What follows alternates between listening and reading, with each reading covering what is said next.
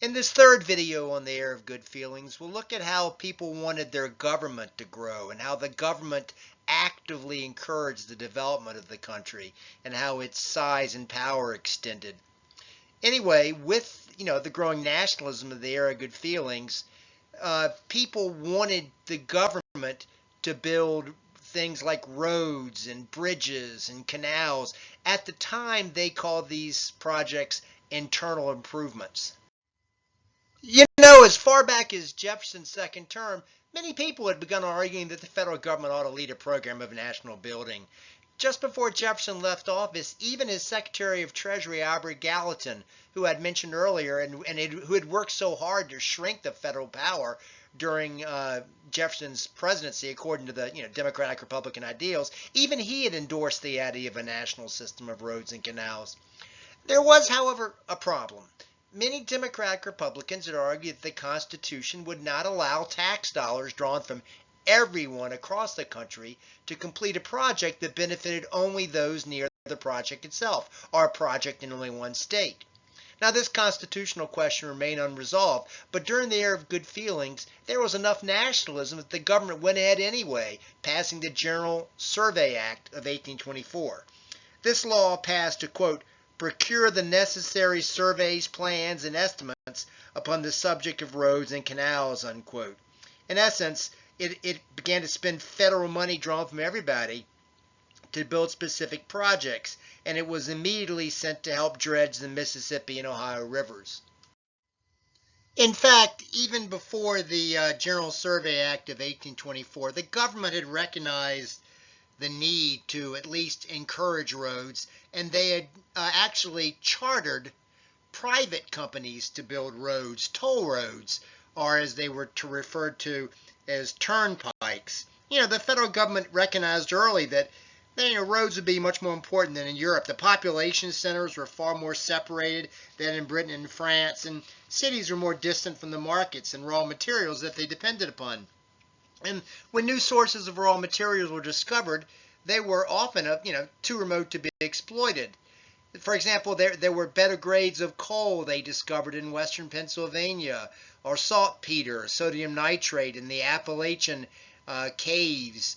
And so, it took, average time, to travel 50 miles by horseback in the U.S. still took 3 days. And so if they could develop or get private companies to develop roads, then it was in the national interest. And so, as I say, even prior to the General Survey Act of 1824, the federal government was chartering private companies to build roads. Here you see a traveler stopping at a toll house where the toll keeper lived, paying his charge to use his roads.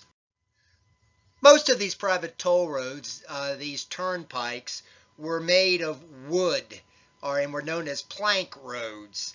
And most turnpike companies made good profits initially. The cost of placing the thick 8-foot planks on a set of stringers was little compared to the high price people would pay, and hundreds of private corporations were granted government charters almost overnight, and they constructed thousands of miles of plank roads connecting small towns in New England and the northern states.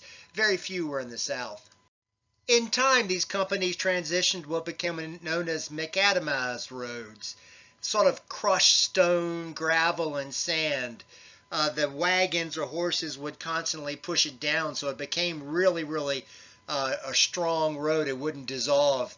And these turnpikes certainly led to the growth of commerce, and actually led to the growth of larger freight companies who made a business out of carrying goods along these roads. You'd have a Conestoga wagon pulled by a team of horses, and so they would call these men who went over the toll roads with these wagons, supply wagons, they call them teamsters. Here you can see a map of the roads at the end of their Good Feelings. Even by this point, in the late 1820s, most of the roads remained primitive. They crossed rivers only with ferries, if that. Most roads, and certainly the most developed roads, were in the north. Only the coastal road, which had been around since the colonial days, was really developed going southward, and that kind of extended along what now is Interstate 95. Prior to the General Survey Act of 1824, not all roads were just chartered by the federal government or funded by individual states. There was one controversial road known as the National Road because it was paid for by federal tax dollars. Jefferson had initially signed a measure for an initial survey on a road that would go from the Atlantic coast to the Ohio, if not beyond, and therefore it was known as the National Road. Construction had actually begun in 1811, just before the War of 1812. It was originally called the Cumberland Road because it went west from Cumberland, Maryland, which is already connected to other roads, and it would go on. The idea was going to Wheeling on the Ohio River. It was in essence sort of the first interstate federally funded project, and as I say, it was before the General Land Survey of 1824. Construction of the National Road stopped briefly during the Panic of 1819, but resumed shortly thereafter, and it finally reached Illinois by 1838, so it was more than a couple of decades in construction, and it was pretty amazing. It was well developed, described by one traveler, quote, 4 roads wide, slightly crowned with drainage ditches at the sides, its bed a varying mixture of earth, crushed stone, sand, and gravel, with sound bridges and no grade exceeding 5%, unquote. So it sounds like it had some macadamized features to it. It roughly follows Route 40 today, or should I say Route 40 roughly follows it today. And in this picture, you can see Route 40 and the big bridge on the right, and below it is the original bridge of the National Road. If you ever get a chance up there to travel it, it's pretty interesting. Prior to the General Survey Act of 1824, the federal government not only chartered private toll roads, but they also chartered private canal constructions. And it's not surprising that canals were being built. After all, they had examples of it in Europe. Think of Amsterdam, for example. The canals would be built along rivers, and boats could travel from the ocean up the rivers to the falls of the river, and that was usually where the Piedmont began the incline up into the mountains. But when you reach the falls, the river, you could not travel further up the river, and what they would do is they would dig a canal around the falls and along the river, and it would be shallow and have a path next to it. And horses could pull a flatbed boat up the canal and connecting places up the river with below the falls. And, one horse could pull as much freight by a canal boat as 50 horses could pulling loaded wagons. So, obviously it's expensive, but you could charge a lot of money to it and really tremendously helped the commerce in the area. But they were talking even about building a canal connecting the Mississippi River to the Columbia River, which was, in the Rockies, which is absurd. But there was a canal frenzy going on during the era of good feelings. Initially, there was just tremendous profit in these canals, but they were still expensive and pretty amazing technologically as well, because as the canals got further into the Piedmont at the foot of the mountains, the elevation would rise and you'd have to build locks, and so they used the most advanced technology in that process. The most famous canal, and most important canal, was actually as early as 1811, and it was known as the Erie Canal. The Erie Canal was first promoted by the government of New York. New York Governor DeWitt Clinton convinced the New York legislature to provide revenue for the construction of a canal from the falls of the Hudson River westward to Lake Erie, which was 363-mile route. And this was absolutely critical because all the ships on the Great Lakes and all the towns on the Great Lakes could get to the canal with their boats shipping goods, and then they could put these goods on flatbed boats. They could float eastward on the canal to the Hudson River. And there they could get on ocean-going boats and go down the Hudson River to New York and out into Atlantic. And therefore it opened the entire Great Lakes to the to the commerce of the Atlantic. The task of building the Erie Canal was absolutely tremendous. I mean, thick forest had to be cut, stumps uprooted, locks designed and built, and you can still see some of these out in New York today. They had to create cement, what amounted to cement waterproofing, which was expensive and time consuming. It took years, and as the Erie Canal was finally completed in 1825 at a cost of under $10 million. It was 40 feet wide at its widest and 20 feet wide at its narrowest, but it was shallow, only 4 or 5 feet deep. As I say, flatbed boats would carry the cargo. But in spite of all the cost, it was a tremendous success. Thousands of people used the canal each year, paying the state toll. And the state made a lot of money off that. And it promoted the idea, that canals could be profitable. And all these private,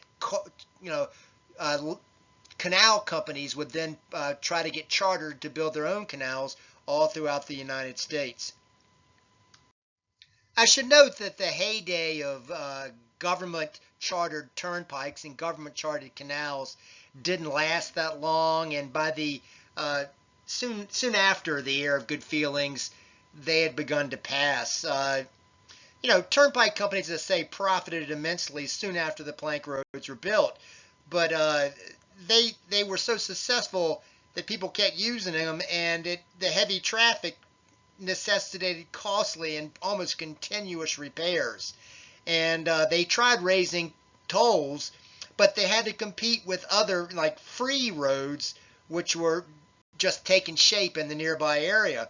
And people also began to have shunpikes. In other words, they would use the toll road, but when they came to a toll house, before they came to it, they would go around it, connecting with the toll road past the toll house. So these toll companies would then have to, somehow police their toll road, and that increased their expenses.